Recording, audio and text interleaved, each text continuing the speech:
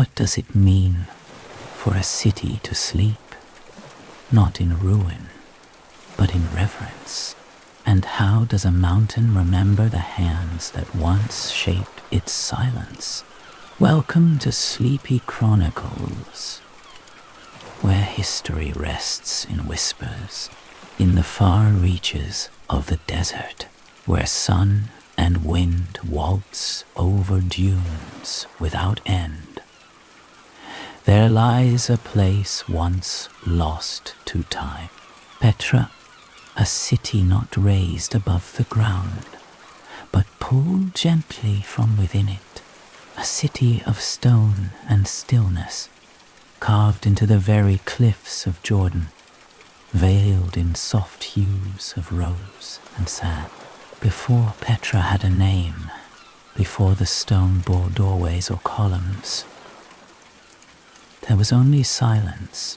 The Wadi Musa Valley, wide and warm, welcomed no footsteps yet, just the call of ravens, the rustle of desert shrubs, and the slow sweep of wind over rock. The canyons knew no carving, only shadows.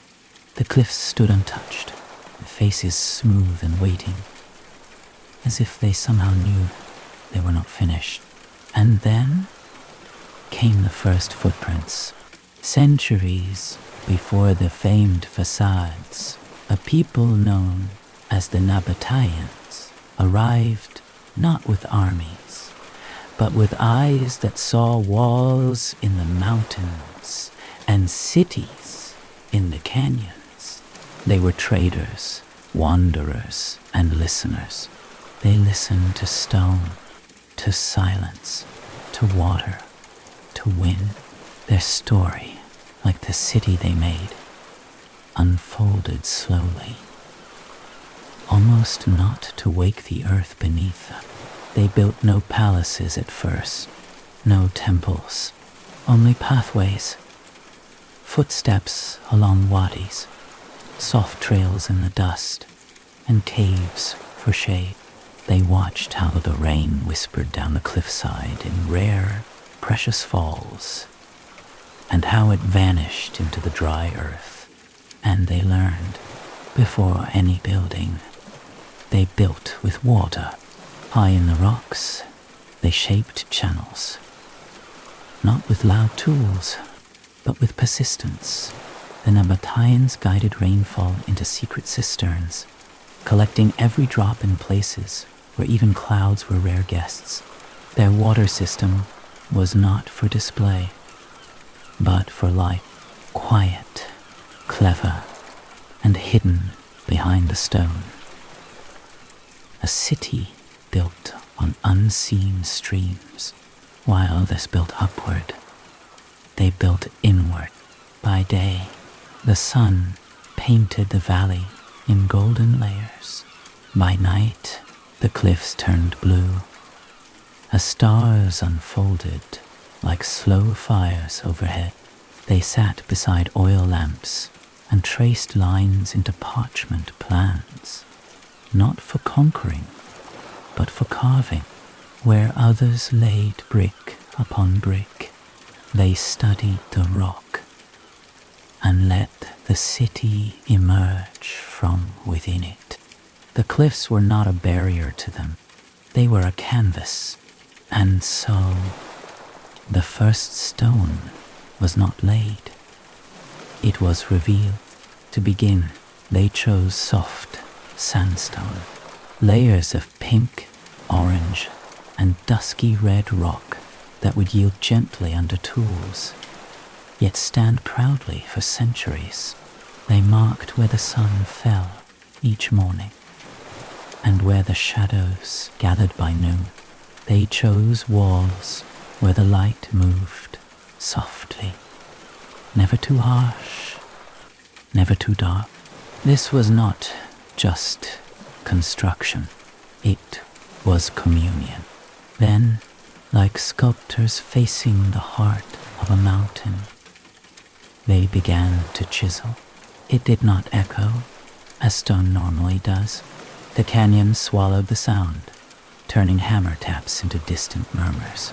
And so the builders worked in a hush, only the scrape of iron against stone to keep them company. There were no scaffolds, no cranes, only ropes, baskets, ladders and hands. Steady, patient, purposeful hands. They carved from top to bottom. Unlike most architecture, Petra's facades began not at the ground, but high on the cliff face. This prevented collapse, allowing stone to fall safely as the shape below took form. They carved steps in reverse, the roof before the floor, the lintel before the doorway. Each inch revealed something ancient that had never existed before. They did not erase the mountain, they edited it, day after day, under skies that hummed with heat. They shaved away at the rock, not in haste, not in fear. There was no rush. The desert does not hurry.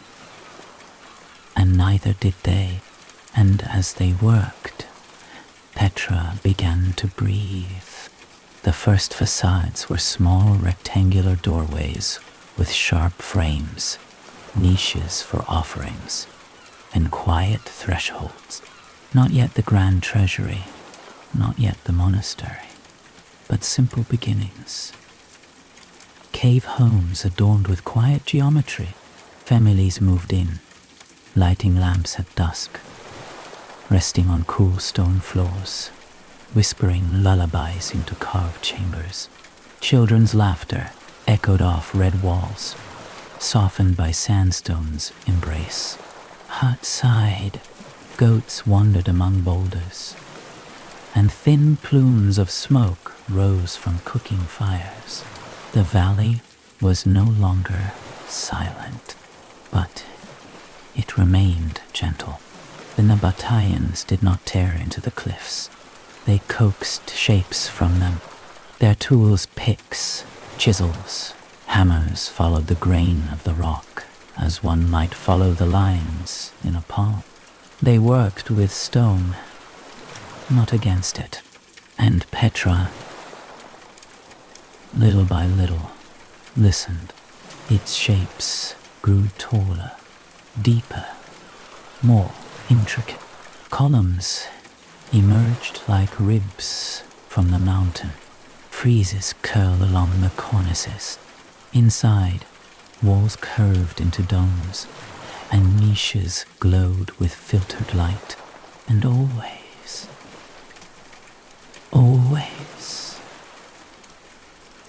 the work was quiet. No written records, no grand declarations.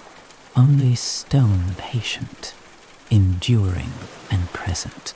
A legacy written not in ink, but in absence. The builders left no names, no signatures, only space. Space for wind, for time, for sleep.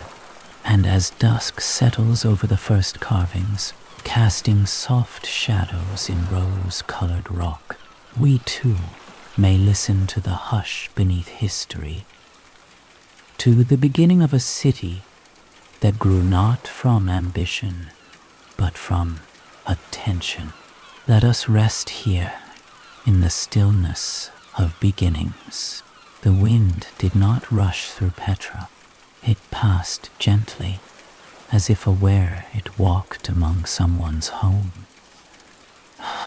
In the quiet warmth of the canyon, footsteps began to grow familiar, soft sandals pressing into sand.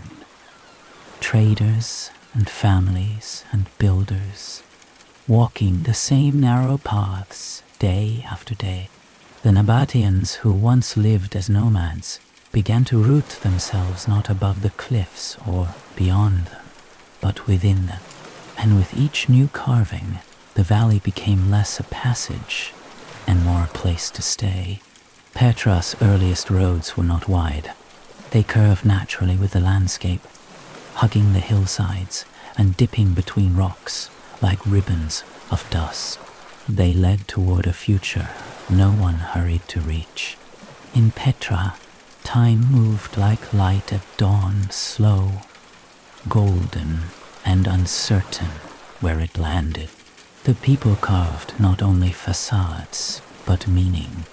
Each doorway was shaped with care. Even the smallest homes had lines etched in their stone, some angular, some curving, some reaching like stairways frozen in motion. These were more than shelters. They were quiet acts of dignity, and as they carved, others began to come. Traders. Camels heavy with spices and silks, potters with hands streaked in red clay, caravans from Damascus, from Medina, from the far-off edges of the desert. They entered through the Sikh, a narrow gorge, twisting like a whispered secret. Nearly a mile of rose-colored stone walls, high above, just barely letting in the light. To walk through the Sikh was to leave one world and enter another.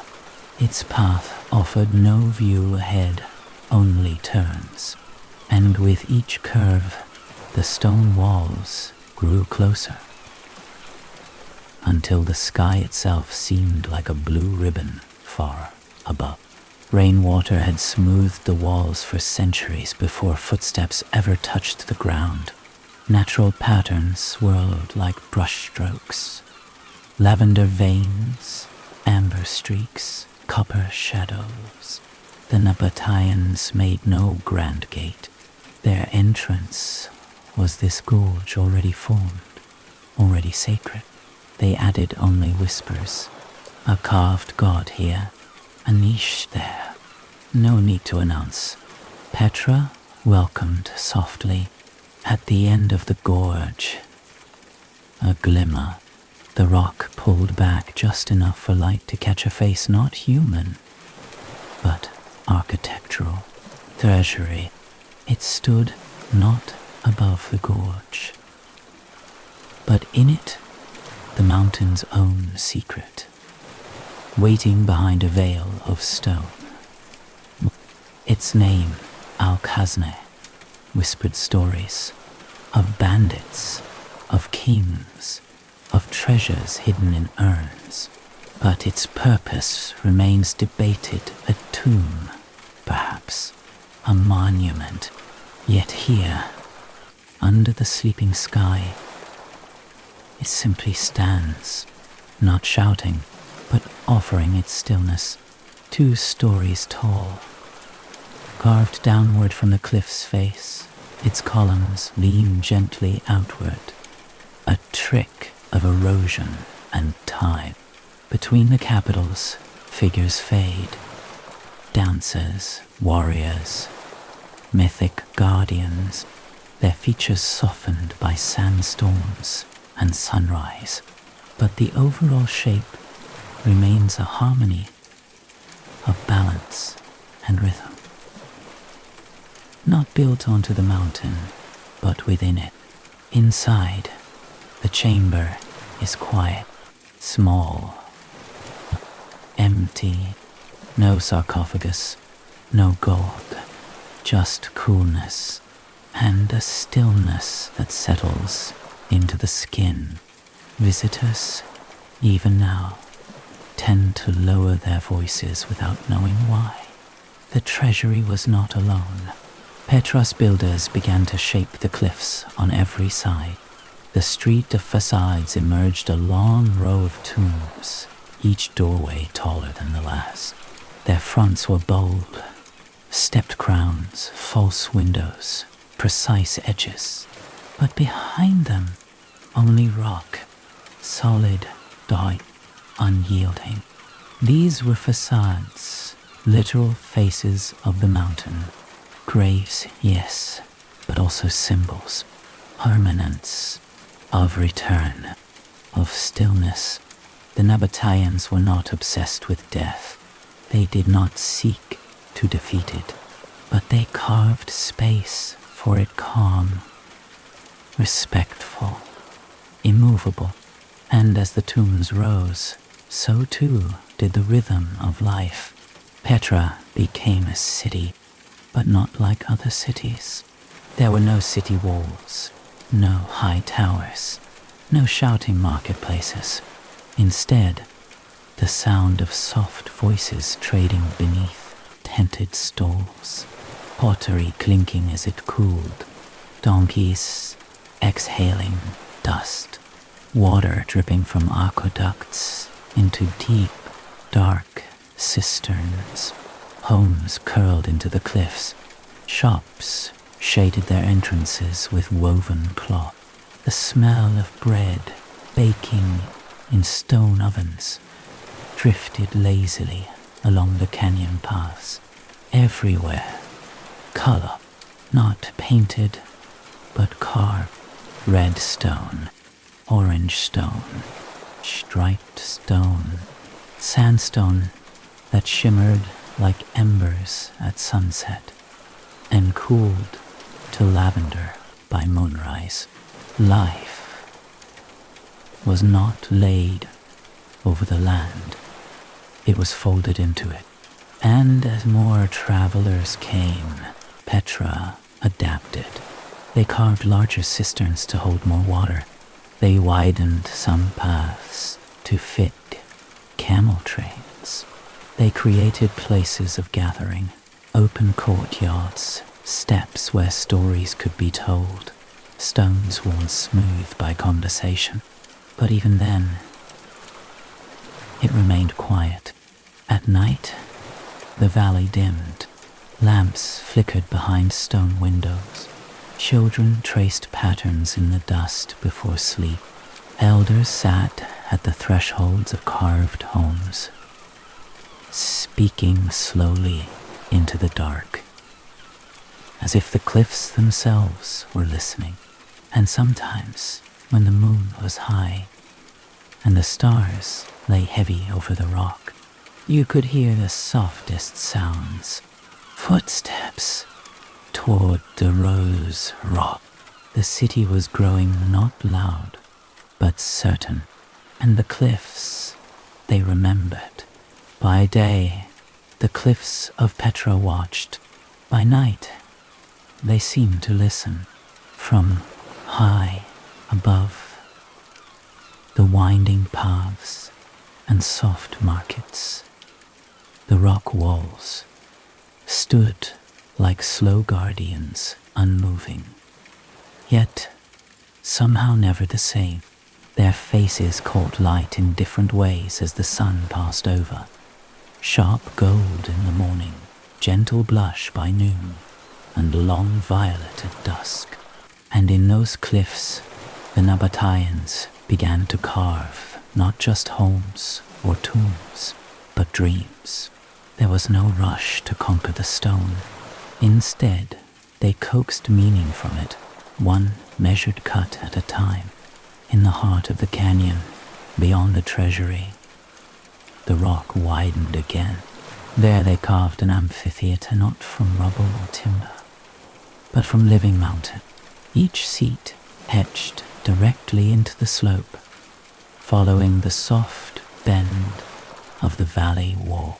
It was not massive by modern reckoning, but it wrapped itself around the air like a shell, catching echoes, catching stories, catching wind. And though it may have hosted speeches or songs or rites, today it holds only silence. Visitors walk among the rows. Some sit, some whisper, but mostly they pause. The amphitheater faces a wall of tombs, monumental ones, with crowns like temples and facades wide as palaces. These too were carved from top to bottom. Like reverse architecture, the mountain removed piece by piece, until a new shape stood in its place. One such tomb The urn tomb rises above the others, watching over the city like a quiet elder. It is not a ruin. It is a memory held in stone. Its columns, though weathered, remain upright. Its interior chamber, cool and vast, has heard the slow footsteps of centuries. It was later used as a church, perhaps. Layers of time pressed into the same quiet walls. The Nabateans did not demand that Petra remain as they left it. They let it evolve as long as it remained still. Higher still, through steep carved stairways and narrow paths, another dream began to form. The monastery. Oh dear. From below, there is no sign of it. The path winds between stone and shadow. Quiet, except for the sound of breath and sandal and stone. But as the trail flattens, the cliffs part. Tall, wide, almost too large to comprehend. 45 meters across, nearly 50 high, a facade that dwarfs the treasury. Yet whispers even more softly, there is no treasure in the monastery. No altar, no shrine, no throne, just a doorway, tall and dark, opening into a chamber that echoes with nothing at all. It is quiet in a way that settles into the skin, and outside it, wind moves gently through carved steps and stone bowls where rituals may once have been held, or water gathered, or candles placed. No one is certain what it meant, but Petra does not offer answers, only shapes, only clues, only stillness. Around the monastery, the cliffs roll outward like sleeping giants. They hold the shape of the wind, the weight of time, and the faint smell of warm dust. Some say the Nabateans believed mountains were sacred, not because they rose to the sky, but because they endured. And so they placed their most silent structures here. Not for the living, not for the dead, but for the land itself. They carved to honor, not to own. And throughout the city, that feeling lingers, the way each staircase seems to descend rather than rise, the way thresholds are wide, but interiors small, the way even the largest facades lead into rooms no grander than a shepherd's shelter. Petra is not a city of possession. It is a city of poles, a place where stone became something other than obstacle, where cliffs were not barriers, but bearers of meaning. And as the sun slipped behind the tallest ridge and the valley cooled into evening, oil lamps would flicker once more along the carved paths. Families would gather beneath overhangs, sharing fruit or bread or quiet songs. And builders, those who still chiseled by day, would rest beside their tools, stone dust still in their hair, their palms calloused and calm. They may have looked up at what they shaped and seen no masterpiece, just another piece of earth, softened by hands. Yet Petra endured, and in its endurance, it told a story not of kings or wars or conquest, but of patience, of presence, and of cliffs that held a dream. If a mountain could whisper, what would it say of those who shaped it without shouting? What would it recall of the hands that worked with rhythm, yet left behind only hush? In Petra, building did not begin with blueprints or orders. It began with watching, listening. learning the grain of the stone. Before the hammer struck, the mountain was studied like parchment, each swirl of sediment read like a script in an ancient tongue. The Nabateans did not quarrel with the cliff. They moved in concert with it. Every line of their chisel followed the natural seams in the sandstone horizontal lines laid down by time, wind, and water long before the first breath of a building. It was as if they were uncovering a city already hidden within the stone, not creating but revealing. Their tools were simple: iron picks, bronze chisels, wooden mallets. Nothing ornate, nothing grand, yet the precision was remarkable.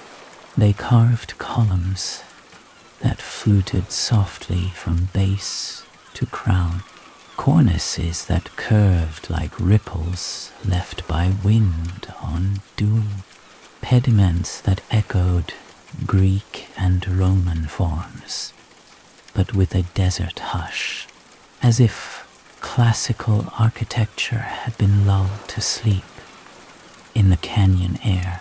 And always, no scaffolding, no cranes, only ladders, ropes, patience. They carved from the top down each hammer tap, sending stone dust and broken fragments cascading below. Each movement cautious, planned, meditative. A single facade could take years, but Petra was not in a hurry. In the midday heat, work slowed. Tools were set down. Men sat beneath the shadows of ledges, drinking from clay jars, wiping sweat with cloths soaked in cool spring water. Conversations were sparse. There was no need to fill the silence. The cliffs spoke loud enough through their stillness when the sun sank low, and the sky turned to a soft blue-gray. Carving resumed the light more forgiving. The shadows long and steady. By lantern, they shaped final touches. A frieze smoothed, a border traced, a figure's silhouette emerging from stone like a memory half remembered. The canyon amplified their focus. Even now, when you walk among Petra's facades, there's a strange quiet that clings to the air, as though the mountain has not forgotten the gentleness with which it was touched. Beyond tombs and temples, smaller carvings abound, stairways that vanish into the hills, benches pressed into cliff walls, grooves where ropes were tied, water jars stored, offerings laid. Everything had a place, and that place respected the stone. The city grew not by domination, but by invitation, each carving a conversation between human and earth, a negotiation of limits, a balancing of weight and grace, and not all was grandeur. Some niches are no larger than the span of 2 palms. Some rooms bear no decoration, only flat, curved stone where someone may have sat, prayed, or simply waited. These spaces, though modest, carry a kind of humility, a willingness to occupy the earth lightly. Within certain chambers, the walls shimmer faintly with minerals, salt stains, iron deposits, streaks of copper and manganese, not scrubbed away, not hidden, but embraced, as if the Nabateans understood. The mountain story mattered too. This respect extended beyond architecture. The very flow of the city followed natural paths. Homes were set into curves, not corners. Markets opened beneath wide overhangs, not built roofs. Temples faced the sun, but not directly. They welcomed its warmth, not its blaze. Even the gods were placed gently. Petra's religion was a woven thing. Threads of local belief, Arabic deities, Hellenistic echoes. Azza, goddess of water and fertility, was honored in high places and shaded alcoves. Dushara, the god of the mountains, watched over travelers from simple blocks carved atop stone platforms. Their images were not carved with fanfare, often just a pillar, a rounded stone, a faint relief. They did not need form, only presence. And this is how Petra lived, not loudly, but with layered meaning. At dawn, the cliffs caught the first light like cupped hands. At dusk, their color deepened to rust and wine and rose ash, and all day, chisels whispered into stone, not with haste, not with pride, but with care, carving without sound. Canyons do not need to be filled to be meaningful. Their very emptiness carries a presence the way a pause holds breath, or silence holds thought. In Petra, the spaces between carvings spoke as clearly as the facades themselves.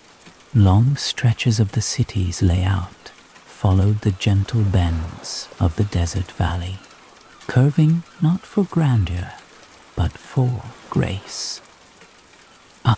The Seek, narrow and winding, was only the first invitation. Beyond it, the cliffs pulled back to reveal a series of open spaces, courtyards not paved, but smoothed by passage, arenas not staged, but shaped by slope, marketplaces that appeared only when shade. Here, architecture had no need for walls. The canyons were the rooms, sky the ceiling, stone the constant, and the spaces between were not overlooked. They were honored. Between the grand tombs, there were gardens dry, yes, but arranged with care. Low stone enclosures, shaded by rock where hardy herbs grew. Thyme, artemisia, mint to small fig trees, pomegranate, the kind of plants that need tending, yet never complain. They flourished quietly, their roots hugging stone. Nearby, along the floor of the valley, were remnants of canals and open channels. Water once ran here, not in gushing rivers, but in modest, dependable trickles, diverted from distant springs. Rainwater guided through aqueducts, stored in hidden cisterns tucked into shaded hollows. The Nabateans did not waste water. They celebrated its arrival like a guest, gathering it, slowing it, letting it rest in stone basins before it touched a single lip. They even carved stairways into the side of reservoirs, not for spectacle, but for access. A woman could step down with a clay jar and collect cool water by hand. A child could reach the surface, not by climbing, but by following a careful descent. And so the canyons held more than stone. They held life measured, deliberate, humble. Where others might see empty space, Petra saw purpose. Even the long paths from one section to another, they weren't lined with decoration or bustling stalls. They were walks, a time to listen, to observe the color of the cliffs shift in morning light, to notice the grooves left by wheels and sandals, to feel how even emptiness could feel full. At times, these paths opened suddenly not to buildings, but to vistas. A bend in the rock might reveal a sweep of valley, a view of red cliffs layered like the pages of an open book, or a small shrine, just a platform with 3 steps, a ledge barely wider than a cot, but in its quiet someone had placed a carved stone, rounded by hand, smoothed by generations of touch. No name, no inscription, only presence. This is how the Nabateans shaped Petra, not just with what they made, but with what they left untouched in the canyon walls. Erosion and carving, live side by side. A sharp-edged column sits beside a naturally worn crevice. A frieze gives way to a cave, unshaped, its opening as old as wind. They did not erase nature, they listened to it. In the high places, further still from the valley floor, steps were etched into the stone, sometimes steep, narrow, barely clinging to the rock. Climbs that took time, that required silence. These led to altars, to views, to air. Here, the wind moved more freely, and the emptiness expanded.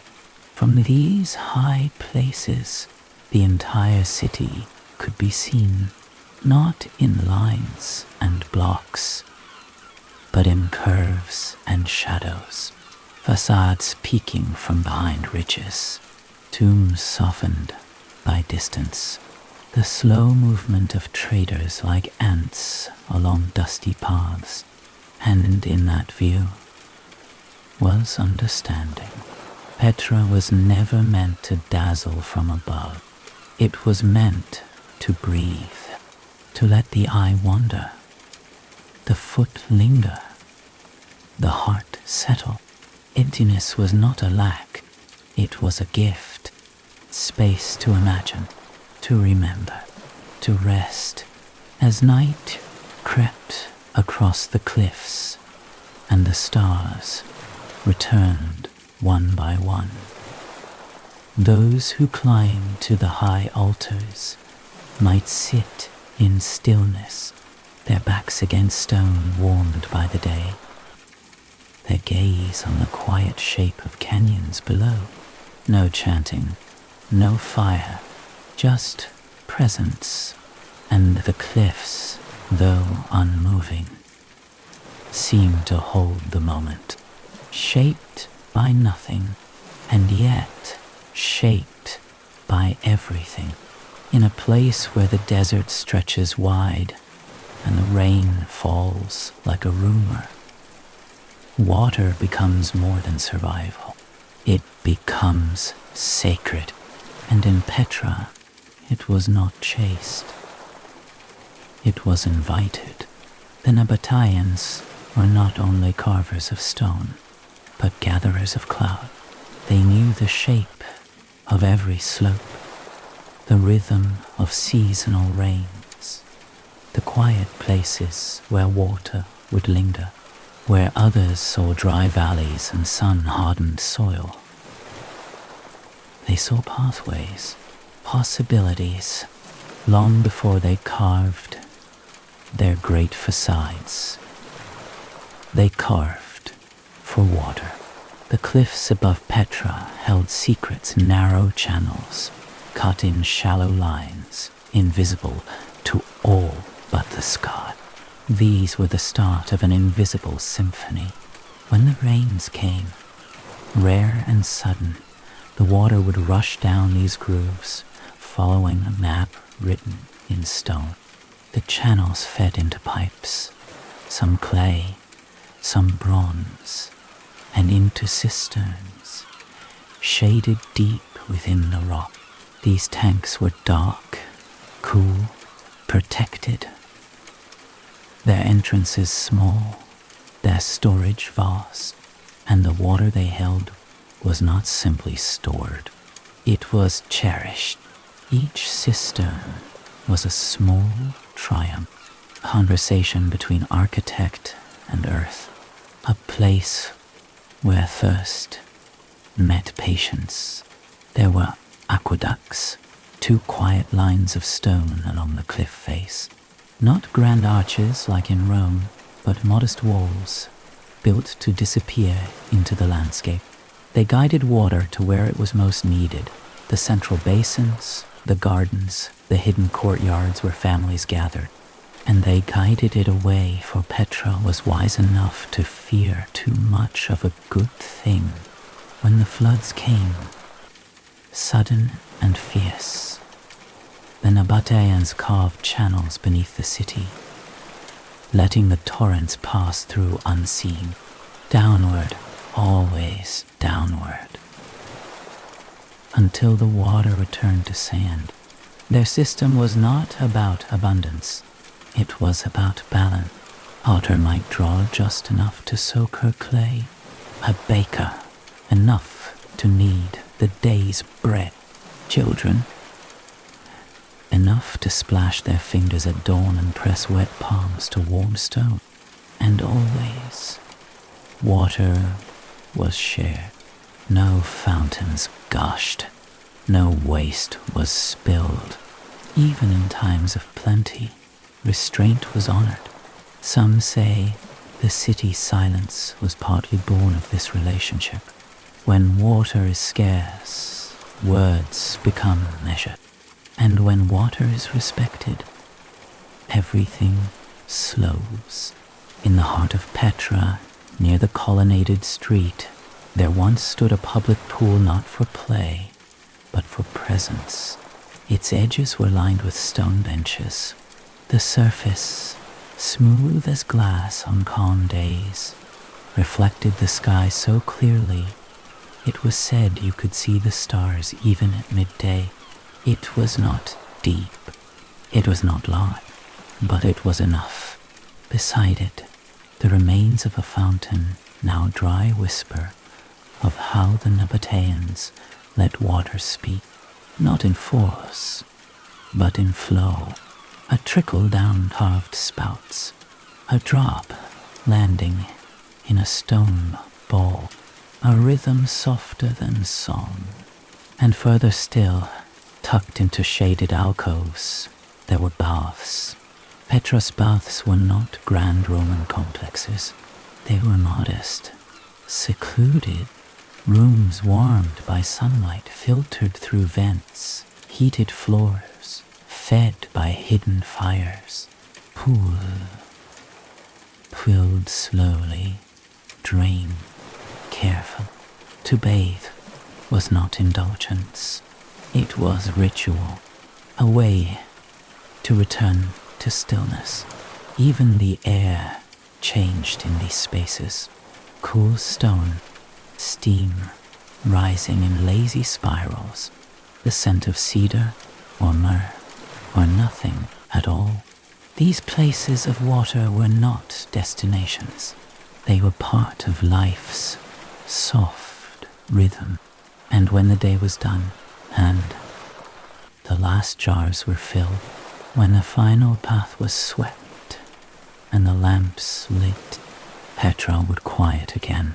The water would settle, the city would rest, and in the dark, the sound of a single drop, echoing in a distant cistern, could be heard. A slow, soft heartbeat beneath the stone. Even now, that sound lingers beneath the desert, beneath the silence, beneath the memory of carved pillars and fading paint. Water still moves, hidden, patient, dot, true.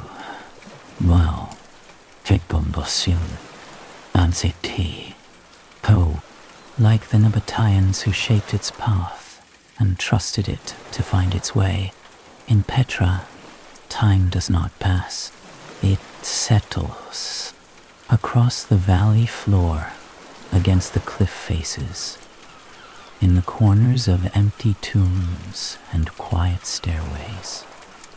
Time folds gently, like gust on stone, like breath in cool air, and within that stillness, if you look closely, the past remains, not in ruins, but in marks, tiny notches along a cornice, uneven grooves on a lintel's edge. These are the fingerprints of forgotten builders, the chisel marks you might imagine the moment they were made.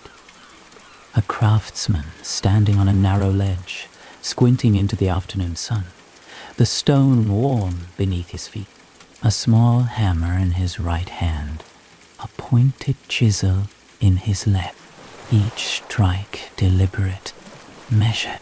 Pause between them, not for thought, but for breath. The rhythm was not rushed, not sharp or jarring. It was patient, almost musical. Tick, pause, tick, a breath, tick, tick, pause. And for hours, perhaps, you would stand there, chisel angled just so, listening to the way the stone responded. The cliffs did not resist, but they asked for care. Petra sandstone is soft, yes, but soft stone can betray a careless hand. Too hard a strike, and the grain splits. Too fast a rhythm, and the line wavers. So the builders learned to slow down. They carved in silence, not because they had to, but because it suited the work. The city grew not from noise, but from concentration. Even today, in the bright stillness of Petra's canyons, those marks remain, lines like faint brushstrokes tracing the edges of columns, shallow scars on door frames like echoes of motion frozen in time. No two alike, some smooth, others jagged, some lost to erosion, others perfectly preserved as if the chisel had struck only yesterday. They speak not of machines or speed or spectacle, but of hands, hands that labored in heat, in wind, in dust, hands that held tools shaped by fire and forged by patience, hands that understood stone and shadow and stillness, and not just skilled hands, but many. For Petra was not carved by a few. It was a city of collaboration. Stonecutters, apprentices, toolmakers, water bearers, children watching from ledges, elders advising from shaded corners. The rhythm of construction was the rhythm of community, and when one carving ended, another began. There was no central plaza, no singular monument that claimed dominance. Petra unfolded like a quiet conversation, one facade leading to the next, one stairway curling into the next chamber, one idea echoing another. Even in the repetition, there was variation. A column base slightly wider than its twin, a niche carved just a little deeper, a border left incomplete, not mistakes, but signs of life, signs that the builders worked not to perfection, but to presence. They were not building to impress the future. They were shaping what they needed, where they stood, with what they had. And the result was not a city of grandeur, but of intimacy, a city where the small details matter, where a chisel mark unnoticed by most might tell more of Petra than its tallest tomb, because that mark, that shallow line on warm stone, is time made visible. It holds the moment when hand met rock, when thought became form, when silence became structure. And as you trace those lines with your eyes or your fingers, you feel not just the shape of Petra, but the shape of the people who made it. And you'll understand, this was not a place built in conquest or haste. It was carved slowly into the heart of stillness. The day fades differently in Petra. It doesn't slip behind buildings or vanish beneath rooftops. It lingers, stretched along the stone, painting the cliffs in soft waves of gold and coral. And in that glow, the columns awaken, not with movement, but with light. Long shadows fall between their fluted forms. The ridges catch the final warmth of the sun, while the valleys between them turn cool and blue. It is a quiet theater, a performance for no audience, yet staged with care. Petra's columns are not just decorative. They are structure, symbol, rhythm, and they do not rise from the ground. They descend from the cliff, carved top down. As with all of Petra's facades, each column begins in the air, from the imagined roofline of the mountain itself. Stone is removed, not added, and what remains is not placed, but revealed. This reversal of building means every column carries the memory of what was taken away. Its base was once part of a wall, its curve once solid cliff, its shadow once held within rock. To walk among them is to walk within absence.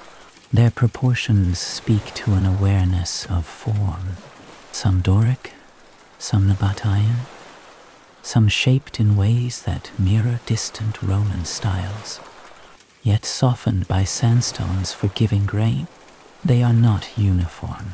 Some lean ever so slightly, some are weathered, their grooves filled with dust and time. Others stand with unexpected elegance, slender, upright, carrying nothing but their own memory. At the base of many columns lie faint remnants of platforms. These may have held statues once, or vessels, or nothing at all. They are threshold spaces between the outside world and something more private. A tomb's chamber, a sanctuary's heart, a place for ritual or for rest. The glow of dusk gathers here, not fast, not sudden, but in slow layers. First, the cliff behind turns to rose, then the tops of the columns pale to amber, then the spaces between grow soft, then dark, then still. And as the sun slips entirely away, these columns so firm, so permanent, seem to breathe. They do not vanish in the night. They remain, quietly holding space. During Petra's height, they may have framed processions. Perhaps pilgrims stepped between them, robes brushing stone, sandals stirring dust. Perhaps children played in their shadows while elders spoke in low voices, the weight of stories held between weathered hands. Or perhaps the columns stood mostly alone, not as gates or stages, but as statements of rhythm, a reminder that even in silence, repetition has meaning. In the colonnaded street, one of Petra's few truly linear structures, rows of columns once guided the foot and the eye. They followed the wadi's gentle bend, never quite straight. On either side, shops once opened beneath canopies. Oh, the smell of cumin, of wool, of hot stone, and above all, the sun, filtering through leaves woven into the trellises. Now, the street is quiet. Only the columns remain, some whole, some broken, their tops jagged where age has spoken, their bases worn smooth by centuries of footsteps now long forgotten. But in the dusk, they all take the same light. The golden wash levels everything fragment and form alike, and what was once a bustling thoroughfare becomes a path for reflection. Footsteps soften, conversations pause, and shadows stretch long, as if reaching back into time. It is in this light, this final hush before darkness, that Petra seems to exhale. The city becomes less visible, yet more present. Each carved edge grows faint. Each doorway retreats into the rock, but the columns remain, like sentinels, at the edge of memory. And as the night settles fully in, the stone cools beneath your fingers. The wind carries nothing but its own rhythm, and the city sleeps not in abandonment, but in peace. Tomorrow, the light will return, and the columns will glow again. But for now, they wait, tall, silent, still. In Petra, the doorways do not open, they wait, carved into the rock, framed in silence. They lead not into buildings, but into stillness. They stand without hinges, without thresholds, without movement, and yet they welcome. Some are tall, crowned with pediments, their facades decorated with the delicate geometry of forgotten rituals.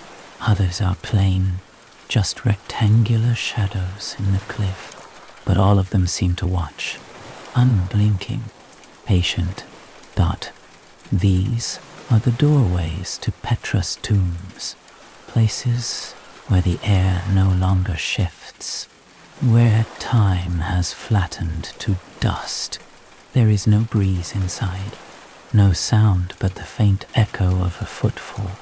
Even the outside wind, which dances freely through the canyons, seems reluctant to enter. The Nabateans believed in transition, not in endings. Their tombs were not prisons for the dead, they were resting places, rooms carved with care, shaped with proportion, smoothed by hands that understood the weight of memory.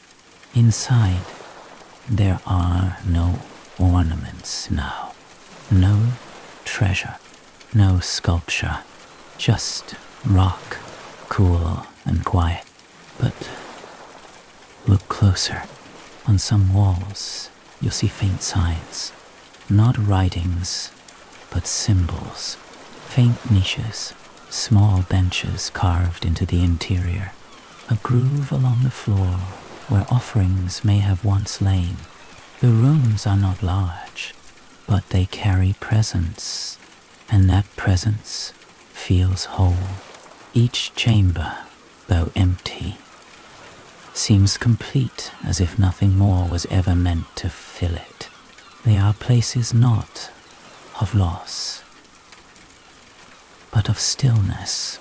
To enter is to leave behind motion, to step into the hush, to feel the stone wrap around sound itself. The architecture plays with contrast. Outside, the facades are sharp, bold shapes carved with confidence, adorned with columns and crowns. Inside, the lines blur, the edges soften, darkness becomes shape. The doorways are the bridge between the two, and the way they face matters. Some look toward the rising sun, their entrances glowing softly in the morning light. Others face the cliffs, hidden in shadow, visible only at certain hours. Some appear suddenly along a trail, unmarked, unadorned, just a hollow in the wall, waiting. And some are high above, reachable only by stairs carved in crumbling ledges, where one slip would end the journey. But none are loud, none demand attention. They are content to exist, to await, to hold their shape long after memory fades. Scholars have argued over who was buried where, what the symbols meant, how the structures were used. But Petra does not answer questions. It offers space, and these doorways are its quietest invitations.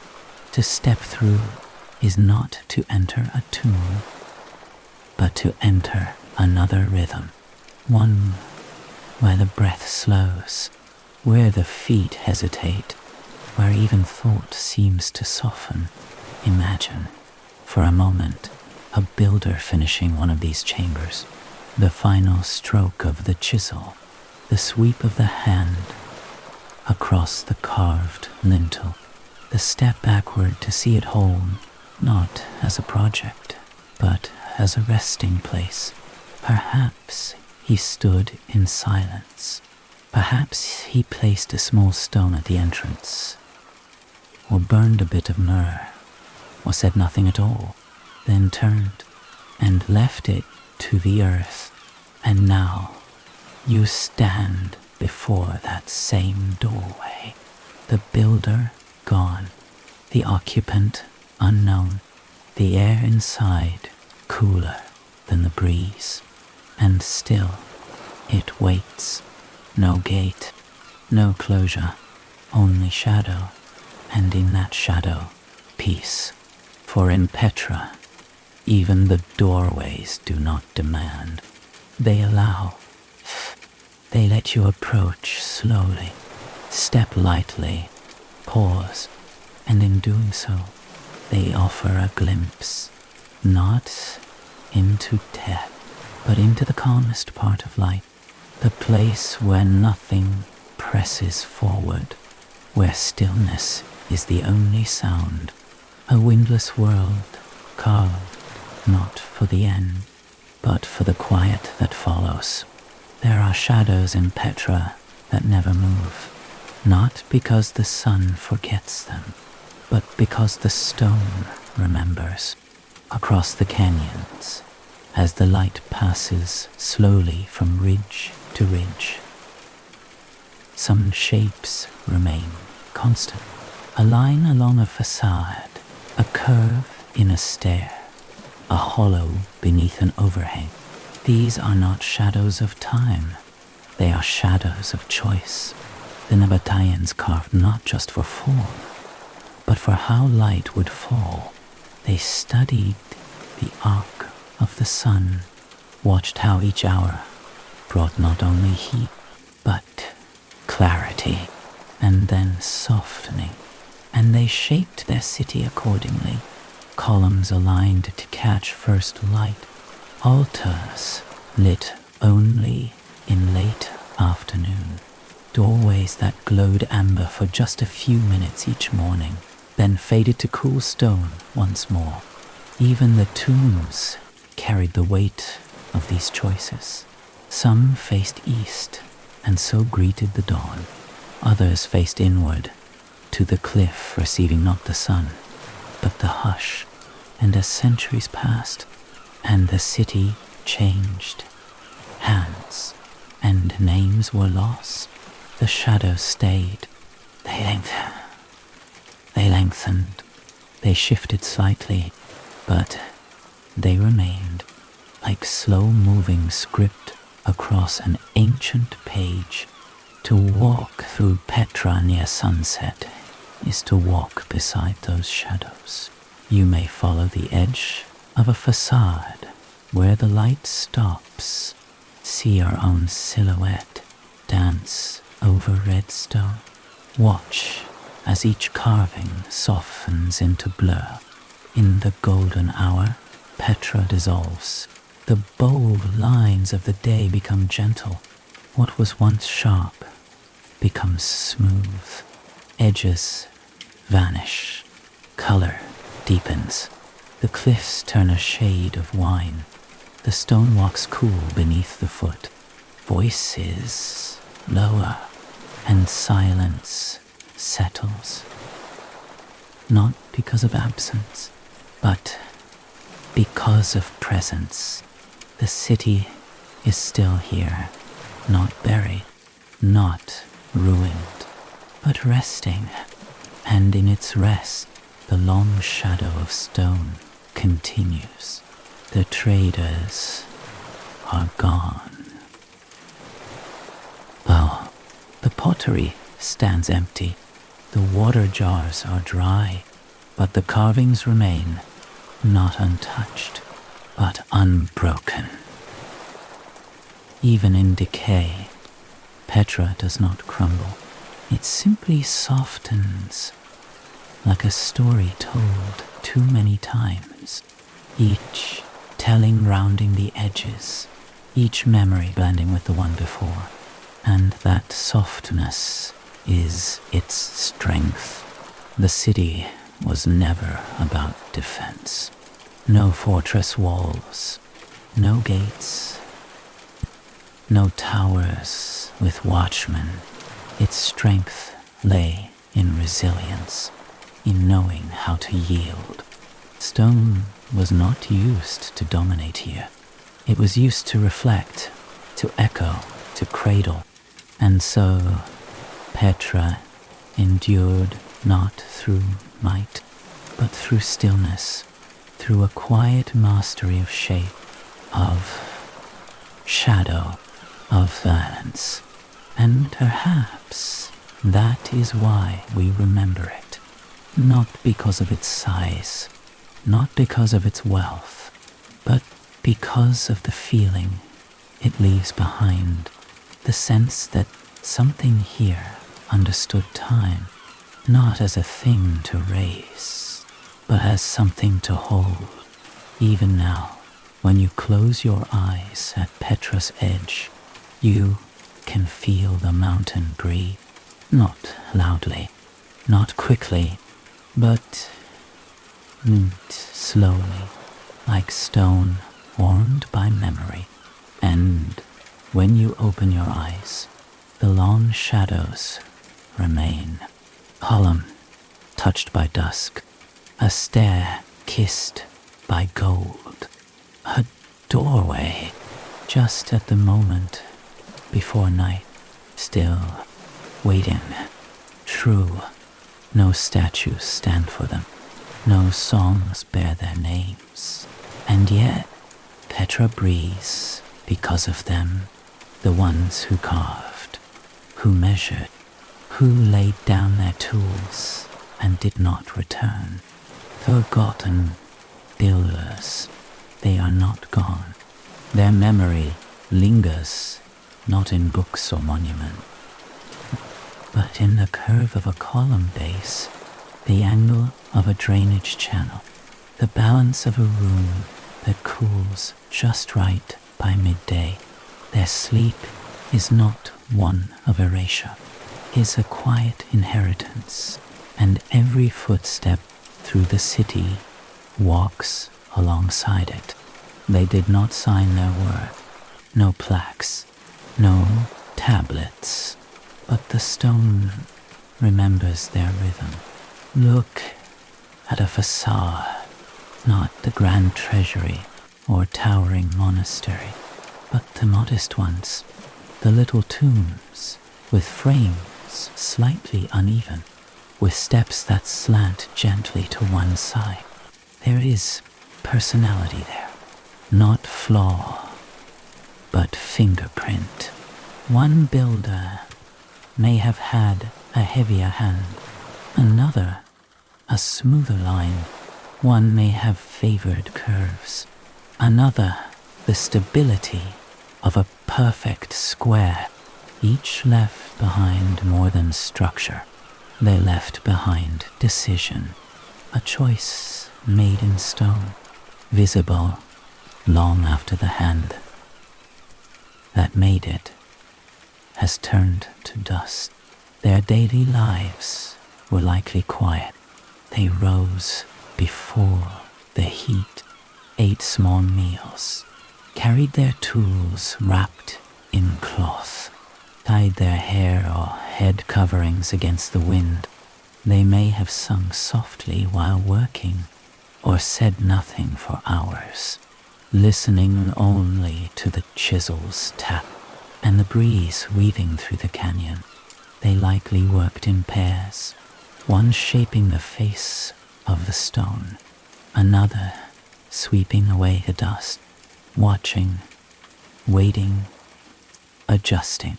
And when a structure was finished, they did not celebrate. They moved to the next, always forward, always gentle. And when their time passed, they too were placed in the city they shaped, buried in the cliffs, perhaps beside their kin, beneath the facade they once began. Imagine resting inside something your hands helped create. Imagine your body returning to the same stone you once tapped with iron.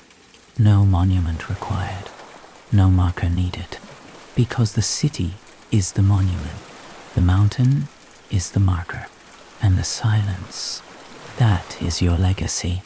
It's easy to overlook them, to speak only of kings, of priests, of travelers who marvel. But Petra does not stand because it was admired. It stands because it was tended, and those who tended it, the masons, the planners, the apprentices who carved with care, they rest now beneath the very paths they once swept clean. Their sleep is untroubled. No need to guard, no need to be remembered. They shaped a place that asked nothing from history but to remain, and it has.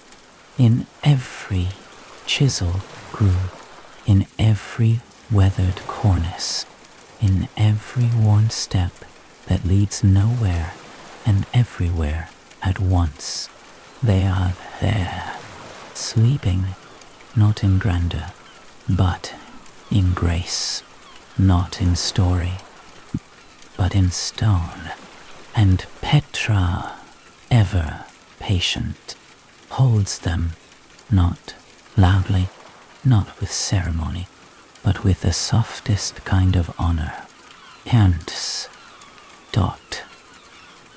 There was once the smell of cardamom in the air, dust lifted from woven baskets, as hands reached for dried figs, for almonds full, small clay jars sealed with beeswax. There were quiet conversations, not shouted prices, and trade that moved not with haste, but with rhythm. In Petra, marketplace did not roar. It hummed, a low, steady sound, carried by sun and breeze The colonnaded street, running gently through the heart of the city, was lined not only with columns, but with presents. Panoplies made from stitched goat hair and branches. Merchants sat cross-legged on rugs, their goods spread out before them. Small copper trinkets, bits of lapis lazuli brought from distant lands, dyed fabrics in muted reds and ochres, and always clay. Petra breathed through clay.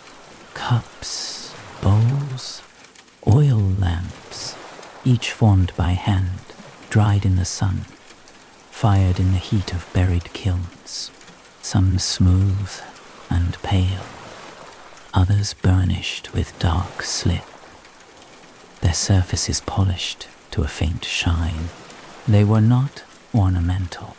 They were used, passed between hands, shared in daily rituals of pouring and preparing, and yet their shapes carried care, curves that fit the palm, just so, spouts that poured cleanly, rims worn by lips over years.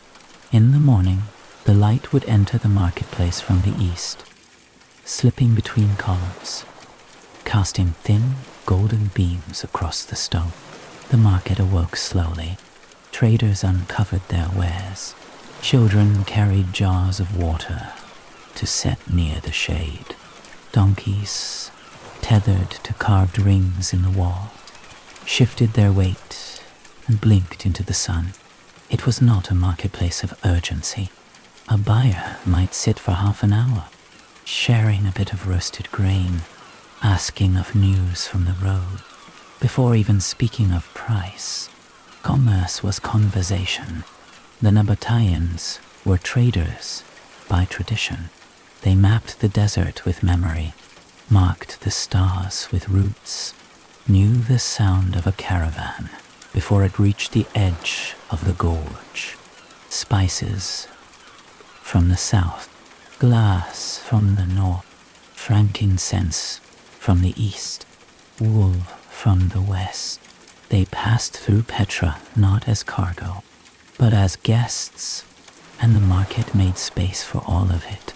There were no loud declarations of wealth, no towering structures of stone. The goods themselves did the speaking, and they spoke in scent, in texture, in presence.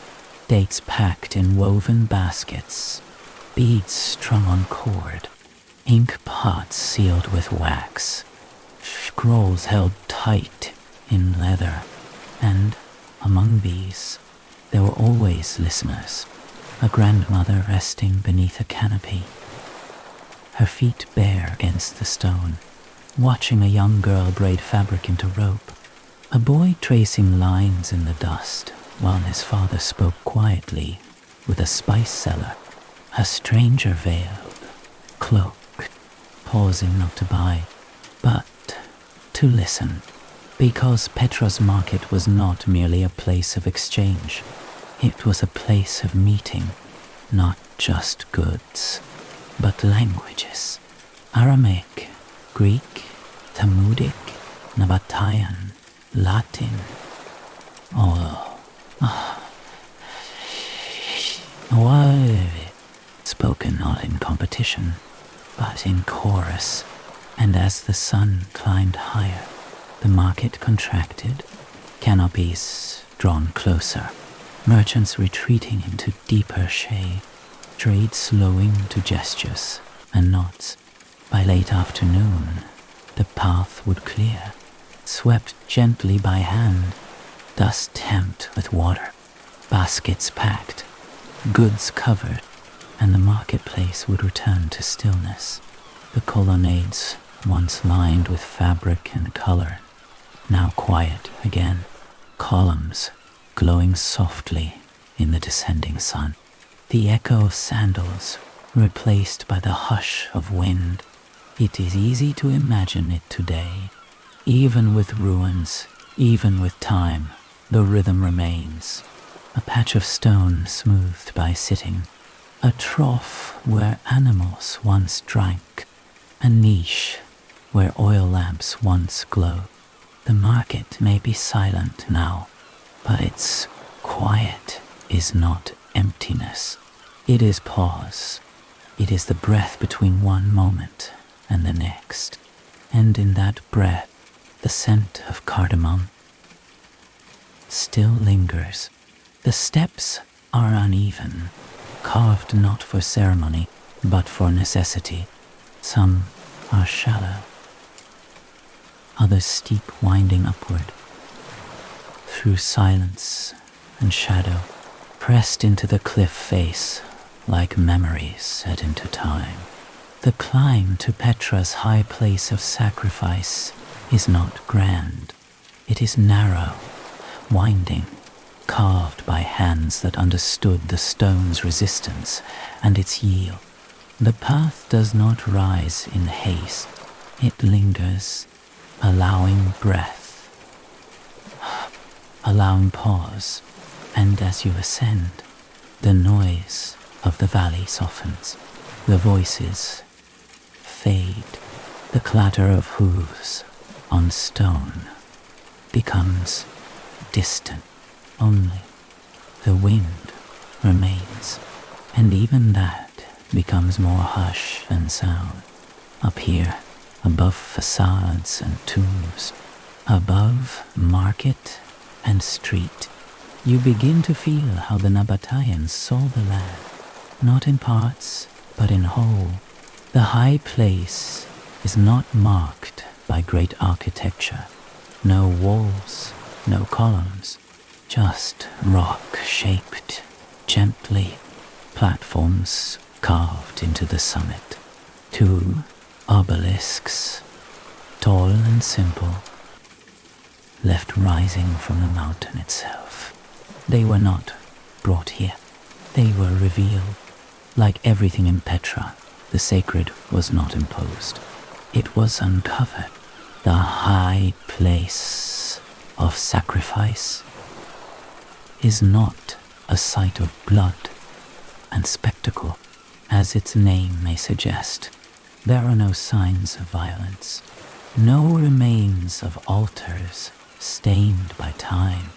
Instead, it feels hushed, hot, the basin carved into the stone, perhaps once used for libations, now holds only shadow. The drainage channels lead nowhere now, just lines across the rock, trails for rain and imagination. But the silence speaks. From here, you see the city differently. The tombs below become patterns in the cliff. The columns, no longer towering, seem soft. The market street, now empty, snakes through the canyon like a ribbon of sand. And above it all, sky, endless and pale during the day, deepening to copper, then violet, then blue. This place, this height, is not about domination.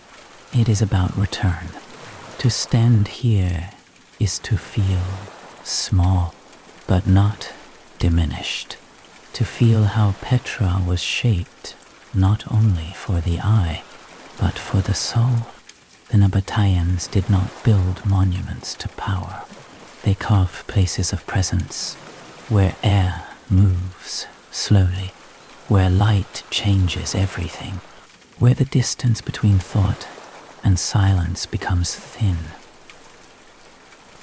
Even the gods they honored up here were not sculpted in grand form. No temples, no statues, just shape, just space, and in that space, offerings, not of wealth, but of time, a handful of grain, a splash of oil, a whisper sent upward to the wind. They believed the divine lived not above them, but among them, in the cliffs, in the spring water, in the breath between chisel strokes. And so they honored it not with grandeur, but with stillness. You may sit here for a long while, and nothing will change. And yet everything does. The light shifts, the wind turns, the shadow of the obelisks moves across the stone like the hand of a sundial, and the city below exhales. There are echoes here, not of sound, but of attention. Each ledge, each carved step, each offering basin, they remain in place not because of stone's durability, but because they were shaped with care. Care does not erode, and neither do sacred echoes. They linger, even as the sky darkens, even as your footsteps return downward, slowly, carefully, past the twists of the path, back into the folds of the canyon. They remain up there, in the quiet height, in the high plate. There is a path that climbs without promise, no sign, no map, only the mountain ahead and the sense that something waits beyond it. The journey to Petra's monastery, Aldir, does not begin with announcement. It begins with a decision to step upward, to follow worn stone steps carved into the slope, one after another. 800 in all, though no one counts, because numbers do not help here, only rhythm. The path winds slowly through narrow passages, between boulders and carved walls, sometimes so close the light slips away, then suddenly opening to long stretches of sky. There is little sound. A shoe scuffs rock. A bird cries from far off. The wind moves quietly between ledges. Here and there, a small carving, a niche, a worn god form reminds you this path was not made for speed. It was made for approach. The Nabateans understood arrival. They knew that the way you reach a place shapes how you see it. And so they led pilgrims through shadow, through slope, through sweat, not to challenge them, but to prepare them. The stone underfoot is smooth with centuries. Its colors shift as the light changes. Red, gold, gray, rose, layers pressed together like folded cloth. In small coves along the climb, once resting places, shade pools for animals, low platforms where traders once paused, steps carved wide enough for breath, but never for excess. Then, just as fatigue begins to settle in the body, the trail narrows, the light sharpens, and the monastery appears. Not slowly, not in parts, all at once.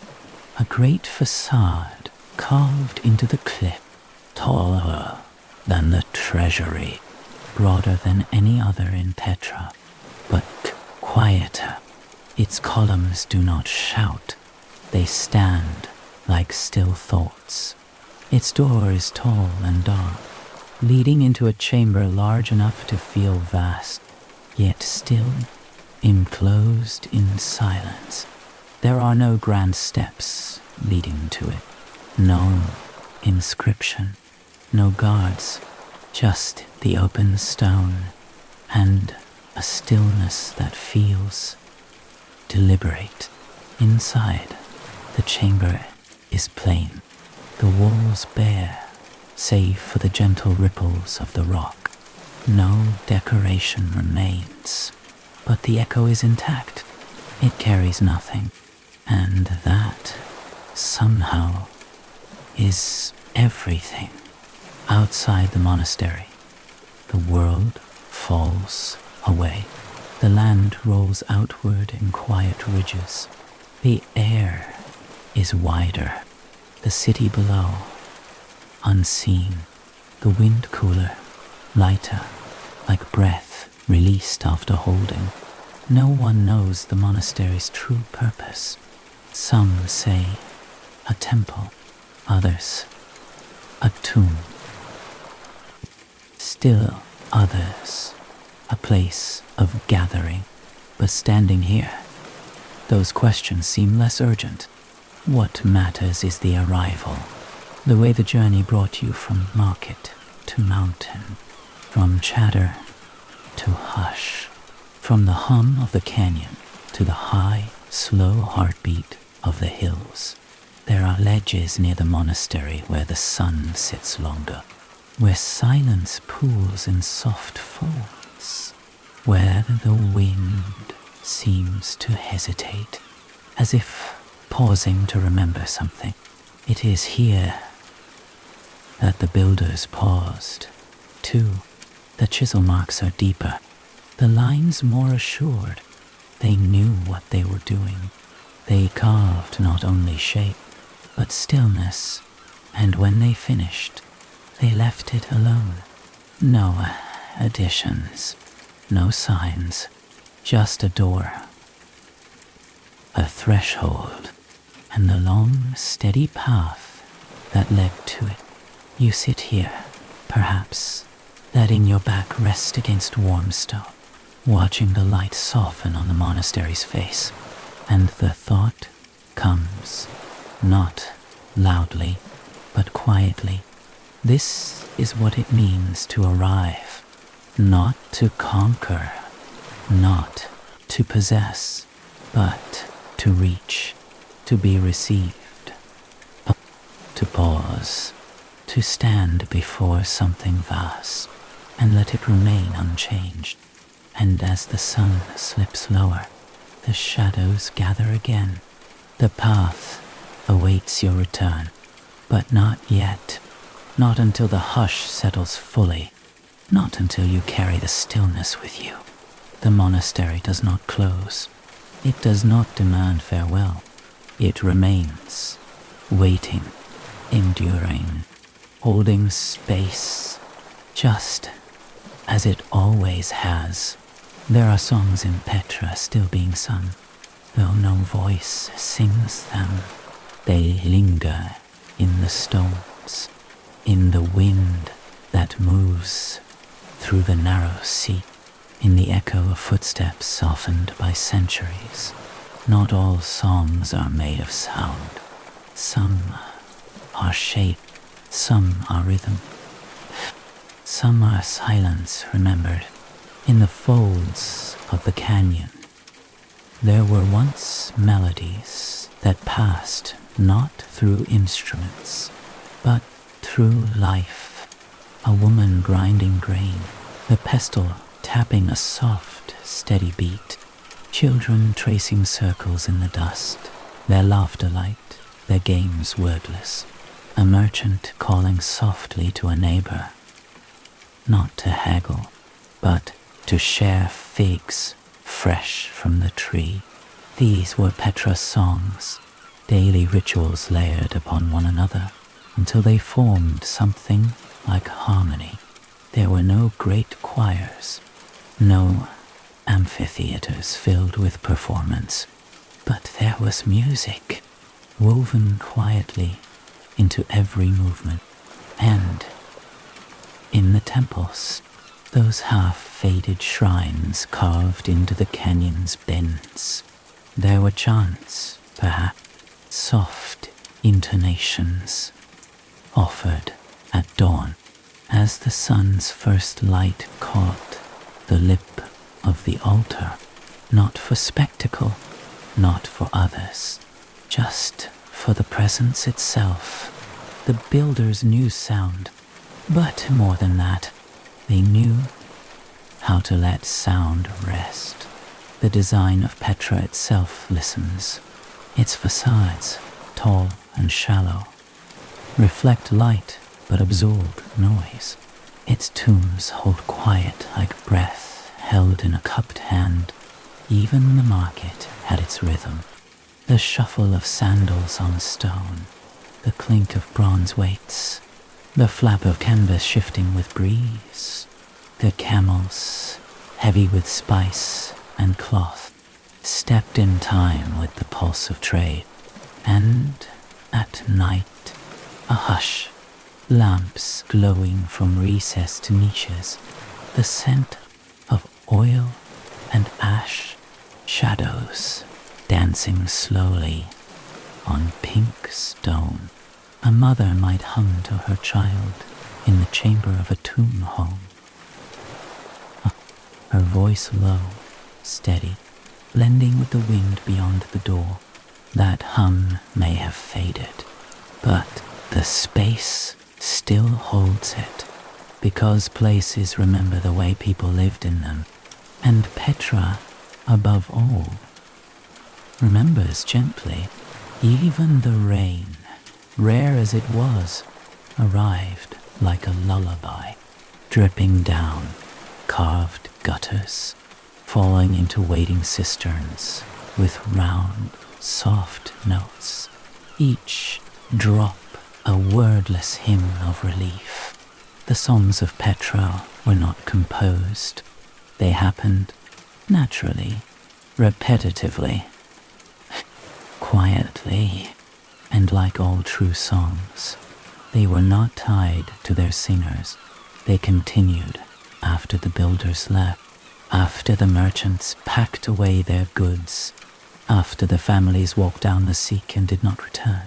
They remain now in the pattern of the stones, in the way the steps rise, in the way the wind rounds the bend and pauses just before the treasury appears.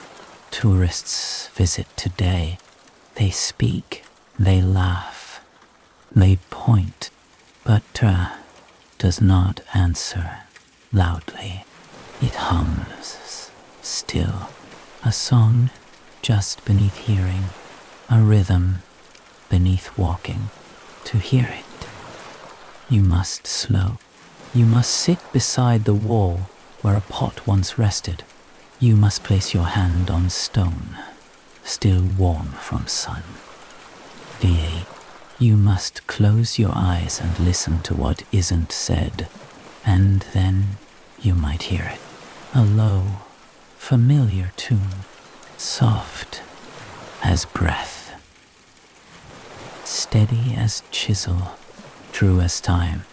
A song that does not fade, because it was never sung to be remembered.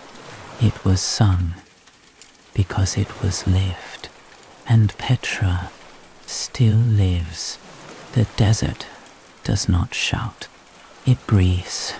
Its winds are not constant, but patient, moving in long rhythms, carrying warmth by day, coolness by night, and memory always. And it was these winds that brought Petra to life. For long before the city became known for its facades, its tombs, or its temples, it was a crossing, a still point on a map made not of borders, but of breath. Trade brought Petra into being not with conquest, but with conversation. Oh, with camels and roots, with silence and dust. Long ago, before the rose-colored rock bore a single chisel mark, the valley now known as Petra was simply a natural rest, a basin in the land, sheltered by cliffs, watered by hidden springs, shaded in parts by tall, narrow ridges. The Nabateans, keen watchers of the desert, recognized what others passed by. This, they thought, could be more than shelter, and so they stayed. not all at once, not with walls or plans or cities in mind. They stayed in the way a camp becomes a village, in the way a fire circle becomes a home. They laid their roots gently, and the caravans came. From the south, frankincense and myrrh, sweet resins, born from trees that bent in the heat of Arabia. From the east, fine silks, delicate as breath, rolled tightly and carried in cedar chests. From the north, glass vessels with threads of blue and gold swirling like trapped wing. From the west, iron tools, dyed linens, scrolls of text, too faint to read in sunlight. They all passed through Petra. The city did not collect them. It held them briefly, respectfully, then sent them on their way. And what it kept was story. Petra was never a city of empires. It was a city of travelers, a city of pause. To approach Petra on camelback was not to be greeted by a skyline. There were no tall towers to catch the eye.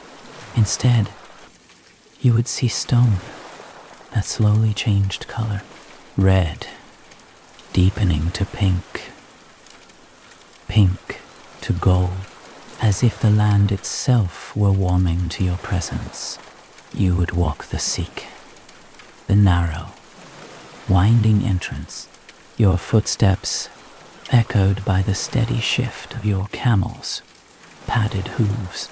The air would cool, the sound would narrow, and then, opening, the city would greet you not with a gate, but with the glow of carved stone. Shapes you did not expect, lines that seemed drawn by the earth itself.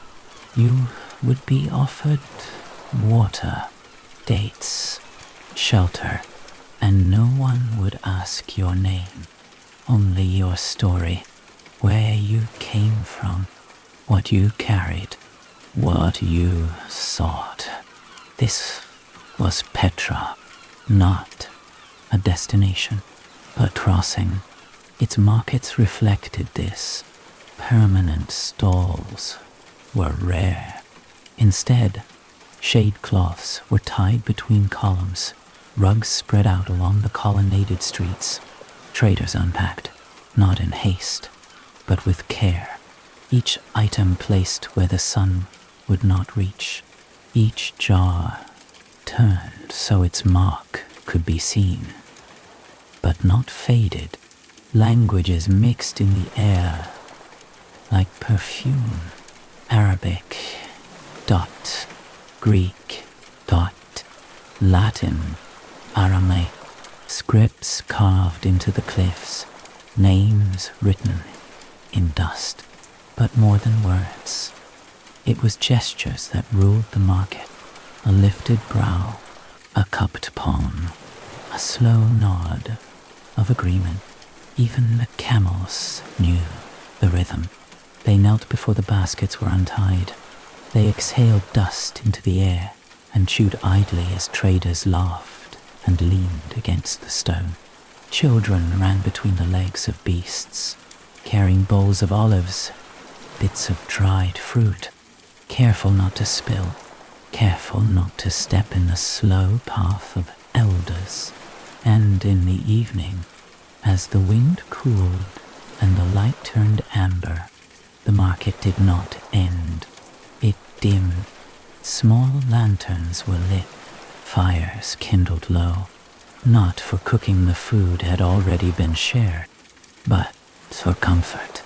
Stories rose like smoke, tales of the road, caravans lost and found, of sandstorms that sounded like singing, of strangers met in strange lands, of gods that walked unseen between mountains. These tales were not offered as fact, nor questioned as fiction. They simply were. Petra accepted all stories and offered none in return, only silence and stone and the long, slow wind.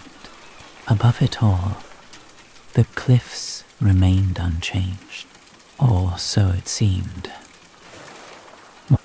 But look closer. Each traveler left something: a worn step, a scratch on a wall, a broken bit of pottery beneath the sand. Not grand legacies, just trace. Petra was built not from stone alone, but from the passing of countless lives. Every pillar stood not just for structure, but for patience. Every cistern held not just water, but the breath of those who once drank there, the hum of those who sang as they filled their jars, and every breath of wind through the canyon, that soft, low voice, it carries camel dust and stories, not grand histories, but small truths. A merchant waiting 3 days for a buyer who never came, a mother quieting a crying child with a fig she had saved since morning, a boy watching the sun slip behind the monastery, wondering if it would return, and it did, always, just as the winds returned, just as the traders returned, just as Petra remained. It did not rise in defiance. It did not fall in war. It breathed. It waited. It listened. And today, when you walk its paths, you walk where 1,000 travelers walked before. Not kings, not armies. People who carried their lives in basket, who trusted the stone to shelter them, who watched the sky and knew that the desert, for all its silence, was full of voice, and Petra was the ear. It gathered stories like dust, softly, without keeping them, only remembering. And still today, the trade winds move through its canyons. They lift no tents, they rattle no carts, but they stir the air just enough to remind us that nothing is truly gone, that even in ruins, the song continues. Even in stillness, something walks. Even in Petra, long past the caravans, the camel dust still dances. The first time you see Petra, it unfolds like a secret, not all at once, but in veils, layer by layer. You enter through the Sikh, a narrow gorge, twisted and cool, its stone walls climbing steeply on either side. They shift in color with every step, sandstone streaked with rose, amber, charcoal, wine. No horizon, no sky, just winding shadow and the crunch of footsteps echoing softly behind. The Sikh is a corridor of quiet. You do not see Petra. You feel it approaching, waiting, holding its breath just out of view. And then, with a bend, the light spills in, and the treasury appears, carved from the cliff like an invitation that was never meant to expire. But even then, even as you pause, as your eyes with its columns, its detail, its solemn symmetry, you haven't truly entered Petra, because Petra doesn't live in its monuments. It lives behind them, beyond the treasury, lies the city that few expect. A city behind the curtain, not just facades and tombs, but roads and homes, stairways carved into slope, open air courtyards, traces of doorways with no doors, grooves in the stone where ropes once pulled buckets from cisterns. It is not a city of spectacle. It is a city of gestures. The colonnaded street runs like a soft thread through the valley once lined with traders, travelers, conversation. Today, worn columns stand like ribs, their capitals weathered but upright, holding nothing but sky. Behind them, spaces, small squares that once held workshops, stone benches smoothed by long sitting, walls, some still with plaster clinging like memory. You see it if you walk slowly, not just the grandeur, but the life. A narrow entrance where carts passed daily, a trough now dry, worn down from years of goats and camels drinking in the dust, a stairway leading up the cliff, carved not for ritual, but for reaching a home perched above the bustle. The homes of Petra were often simple, rooms carved into rock, cool interiors with shallow niches for lamps, no sharp corners, the walls curved naturally, following the shape of the cliff, not forcing it. Some rooms open into others, some seem to lead nowhere, a half-finished chamber, perhaps abandoned, or left as it was, a place of breath, of unfinished thought. In one chamber, black smoke stains the ceiling, a cooking fire, long cold. In another, faint lines are scratched into the wall marks of measurement, or perhaps of waiting. Everywhere, the silence hums. This was not a city frozen by catastrophe. There was no single end.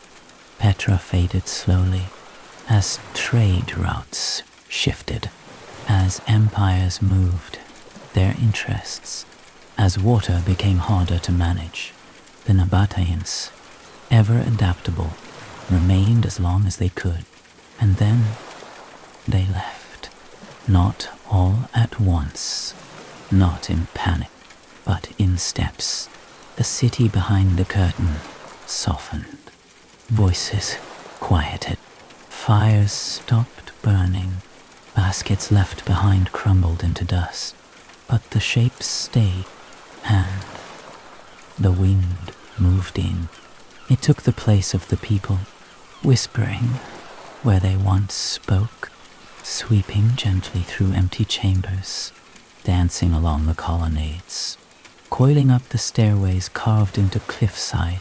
There are places in Petra that few visit, a trail that turns unexpectedly, a corner behind a tomb, a chamber carved high above.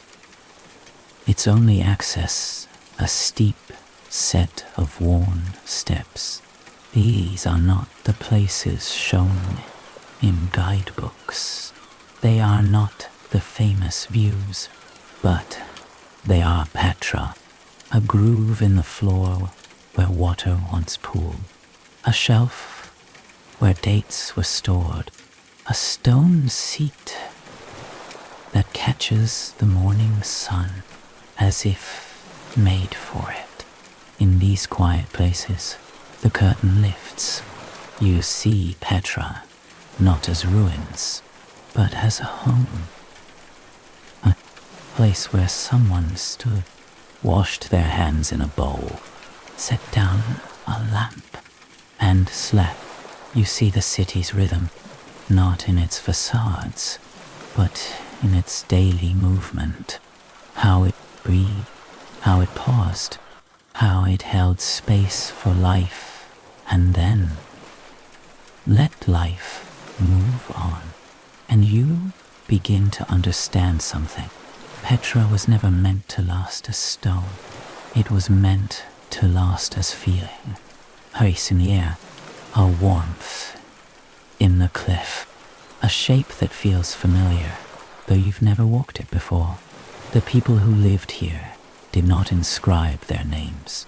They left no scrolls to tell their stories, but they left the city, and the city tells for them. It speaks through texture, the wear of a floor where sandals pass again and again.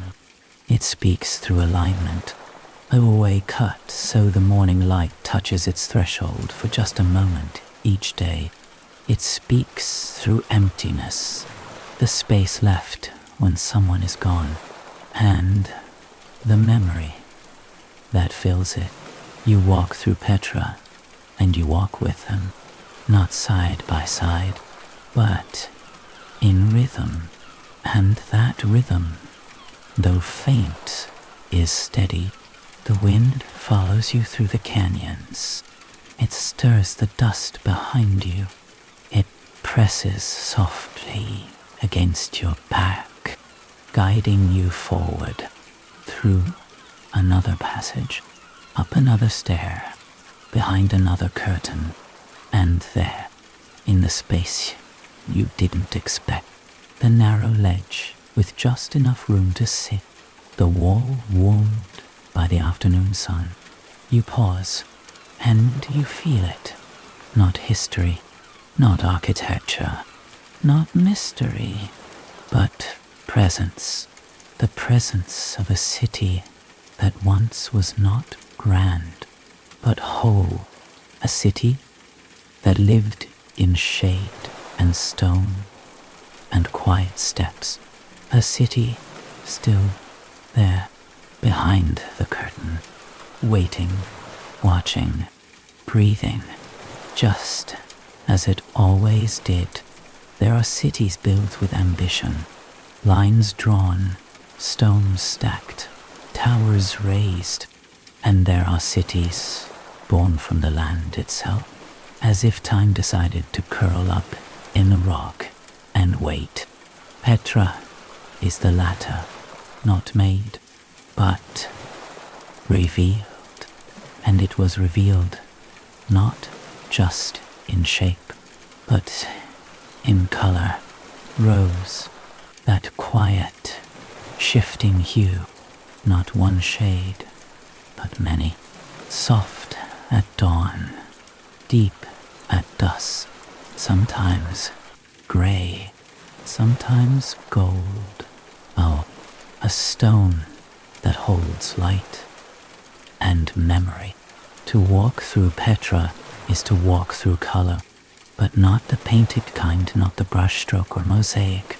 This is deeper. This is time, wrapped in rose quartz.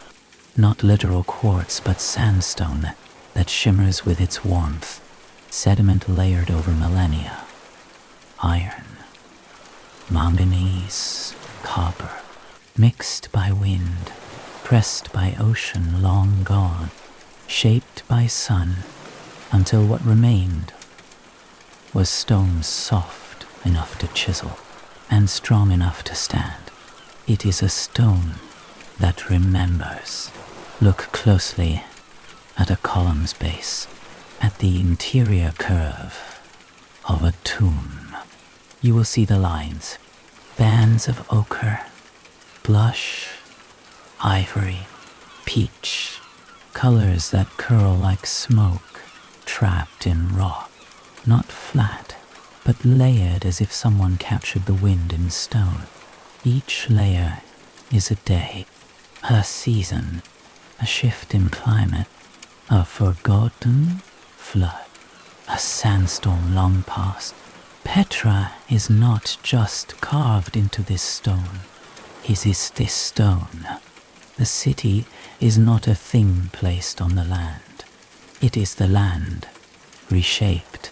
And so, time moves differently here, not in hours or days, but in shadows.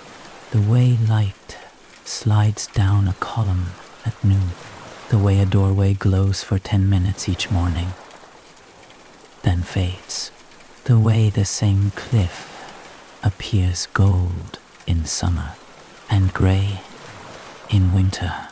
The Nabateans understood this. They worked not just with tools, but with light. Tombs are placed so that the rising sun touches their thresholds. Altars stand in spots where shadows recede just enough by dusk.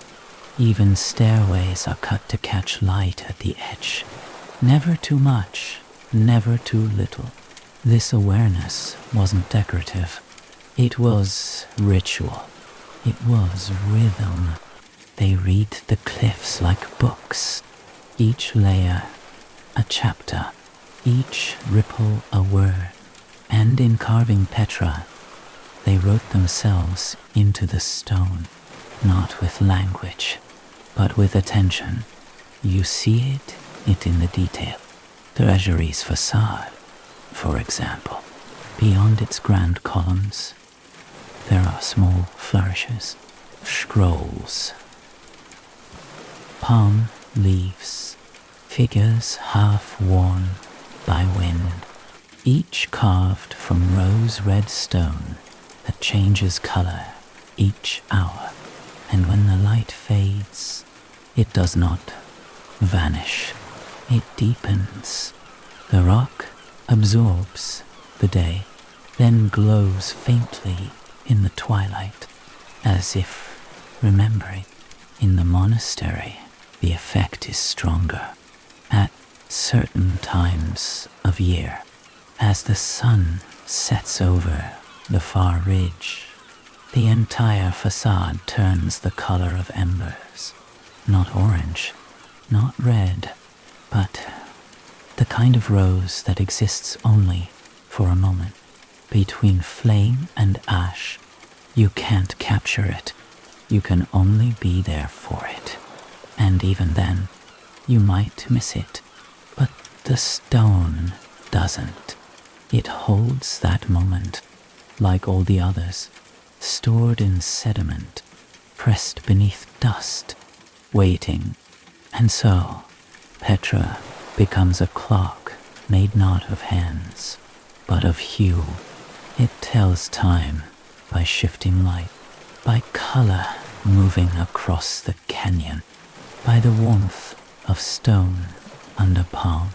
Even the tombs, places of stillness, carry this rhythm. They seem fixed, but they breathe. The walls pulse with light through the day, faint pinks at morning, violet at dusk, gray in shadow, then pale again with moonrise. If you stay long enough, if you walk through the same path at every hour, you begin to understand. This is not ruin. This is not silence. This is time, wrapped in rose quartz. It is history that has no need for telling. It simply is. The Nabateans are gone. The city faded, but the stone remains. And the stone has seen everything. Caravans arriving and leaving. Children tracing lines in dust. Heart breaking. A prayer whispered. A chisel pausing mid-strike. And now, your footsteps. Now, your breath as you pause to lean against a warm ledge. Now, your shadow briefly stretching across the wall. You are a moment in its memory. but the stone does not cling. It only receives and holds up softly, patiently, like a lullaby pressed into rock.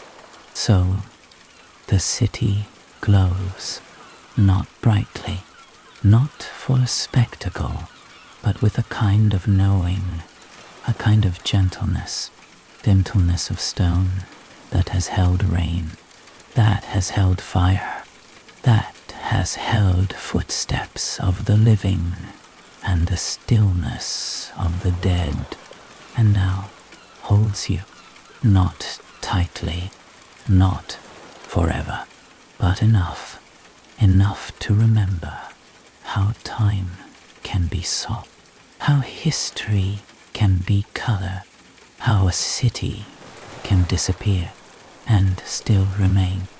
Petra teaches this, not with words, but with layers, with the warmth of a rock wall at dusk, with the way a tomb doorway seems to glow from within, with the stillness that settles not over the city, but through it. So you stand, or sit, or walk slowly forward, and you think not of years, not of centuries, but of moments, of how they pile gently, like dust, like light, like rose quartz, and how, if you listen, if you really listen, you can still hear them shift. Not all things end with a silence. Some end in a whisper, a retreat of footsteps, a final chisel mark left unfinished. The Nabateans did not vanish. They did not fall in battle, nor were they swept away by some sudden calamity. They faded like smoke rising from a lamp extinguished at dawn, their presence still warm in the stone, but no longer in the air. And in that quiet withdrawal, they left their last craft. Petra did not stop breathing when the Nabateans ceased carving it. It simply slowed. The rhythm grew softer. The tools rested longer. The hands, once so certain in motion, paused. But even in these final works, the last facades, the final steps, the half-shaped corners, you can feel it, kind of reverence, a final bow to the mountain. The city was nearly complete, yet never finished, because Petra was never meant to be a monument. It was a process, a carving that never needed to end. And so, the Nabateans, in their later years, turned not toward expansion, but refinement. The last craft of the Nabateans wasn't in height or size. It was in detail, in balance. Then, in understanding the stone in ways no others had, they began to perfect their water systems, adding filters to cisterns, smoothing the inner channels of aqueducts. Some channels were lined with clay pipes fitted together with such precision that they still remain sealed. Their city, even in retreat, sought harmony with earth, with climate, with silence. They carved fewer monuments and more shelters, cave dwellings, deeper and more intricately formed, hearths cut directly into stone, ventilation slits that let in only enough light to read, or to sit in prayer, or to rest. The final tombs were not grand. They were personal, simple frontages, square and low, a bench for mourning, a basin for oil, a shelf where incense may have once burned. These weren't tombs of kings. They were resting places of artisans, midwives, traders, people who did not claim greatness, but lived in the shape of it. Petra's last craft was not about showing what they had built. It was about knowing when to stop shaping and simply let the mountain be. In those days, the desert routes were changing. The Roman Empire pressed deeper into the region. Trade shifted westward. Other cities rose with fresh coin, and conquest cities with amphitheaters, arenas, walls of marble and pride. Petra did not compete. Its stones held firm. Its silence deepened, and its people began to leave, not in greed, not in exile, but in understanding. They had shaped a place that needed no ruler, a city without a throne, a kingdom not of power, but of presence. And so they left it in the hands of the cliffs.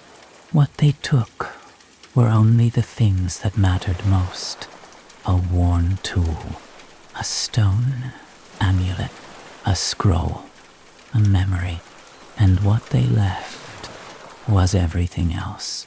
Petra remained, not bustling, not broken, but listening to the wind, to the rain, to the birds nesting in the high ledges where once lamps burned through the night. Later, others would come, Romans.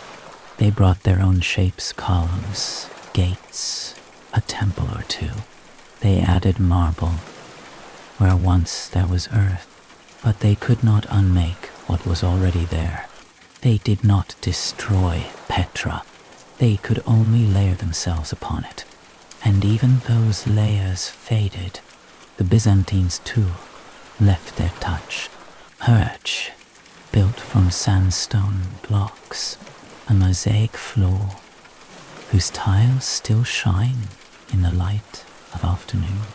And then emptiness again. Petra was not lost.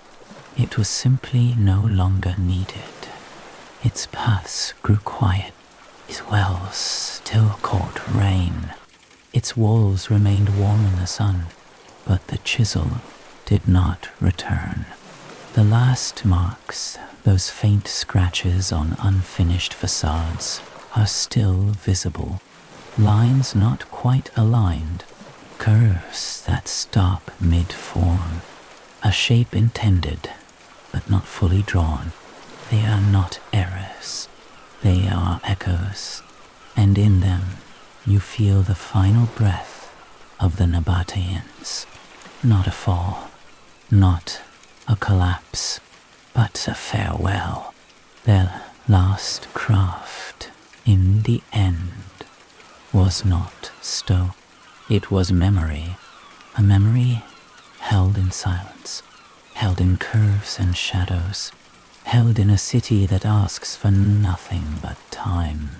Even now, when the wind passes low through the canyon, when dusk stretches its long fingers across the sick, when the stone glows with that old rose light, you might feel them, not in the grandness, but in the grain, the way a step fits your foot, the way a wall leans just enough to rest your shoulder, the way a chamber cools with the turning of the sun. These are not accidents.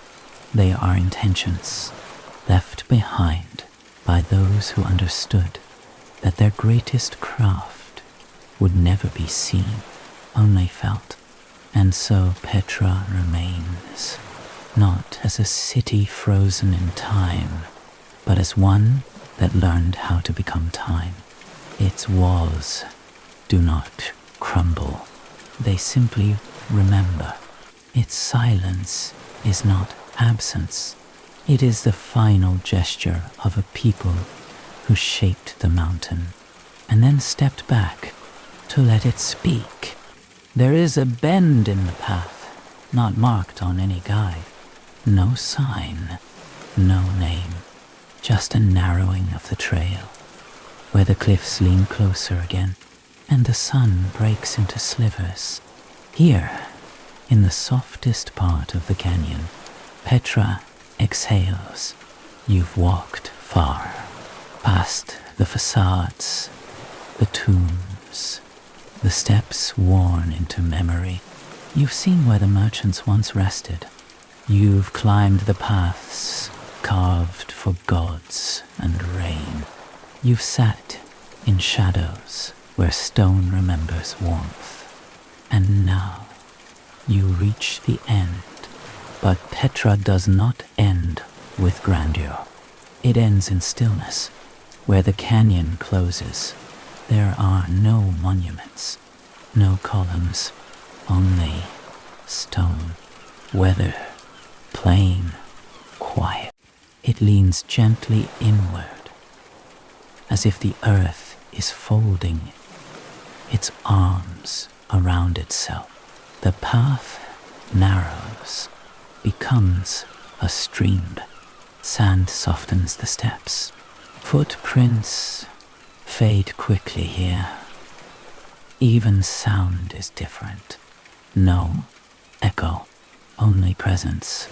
This is not the part tourists photograph, not the part printed in books, but it is Petra, more truly perhaps than any other. This Petra was never only the treasury, or the monastery, or the colonnaded street. Petra was the space between, the pauses, the thresholds, the moments you did not name. Where the canyon closes, you feel them most. There are still niches carved into the wall here. Small, rectangular, too small for anything but light. They may have once held lamps, or prayers, or nothing at all. Perhaps they were made to frame the sky, to catch a particular star on a particular night, to welcome the last beam of dusk in winter. No one knows, and no one needs to, because Petra does not offer answers. It offers awareness.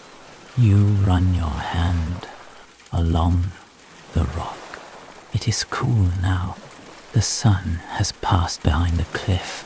You'll listen. Nothing but the faint whistle of the wind, the soft shifting of sand behind you, the breath in your chest, and for a moment, just a moment, you feel how long this place has waited, how patiently it has stood, not for discovery, not for return, but simply to be. The Nabateans knew this. They carved their city not to impress, but to endure, to breathe in rhythm with the land, to vanish when needed, to reveal itself only to those who moved slowly enough to see. Petra is not a city of edges. It is a city of curves, a city that folds, that receives, that reflects. And here, at the canyon's close, you feel the last fold. It does not press you out. It draws you in. It is the opposite of an exit. It is an embrace. Perhaps this is why the final spaces are so quiet. They do not say goodbye. They say rest. Sit. If you like, lean back against the stone. Let your shoulders drop. Let the dust settle on your shoes. Let the last light pass over the cliff's edge and slip into dusk. Because Petra's journey was never forward. It was always inward. Each step not toward something, but into something. Into the stone, into the silence, into the slow remembering of a world that once moved without noise. You carry it now, in the way your breath matches the wind, in the way your thoughts have slowed, in the way you see space, not as emptiness, but as offering. Petra has changed you, not loudly, not quickly, but truly. And as the canyon closes behind you, its stone walls leaning in like pages of an old book, you do not feel shut out. You feel held. The city says nothing, because it has already said everything, with light, with curve, with stillness. And as you rise, feet brushing soft sand, hands brushing rough stone, eyes lifting one last time to the cliffs above you, realize Petra never asked you to remember it. It simply asked you to notice it. And now that you have, it will never leave. It stays in the quiet, in the curve of thought, in the hush before sleep. Where the canyon closes, you begin to open, and Petra, gentle, rose-stained, carved from time and patience and silence, watches and waits, just as it always has, just as it always will. If this story guided you gently into rest, let us know below. Thank you for listening to Sleepy Chronicles, where history rests in whispers. Sweet dreams.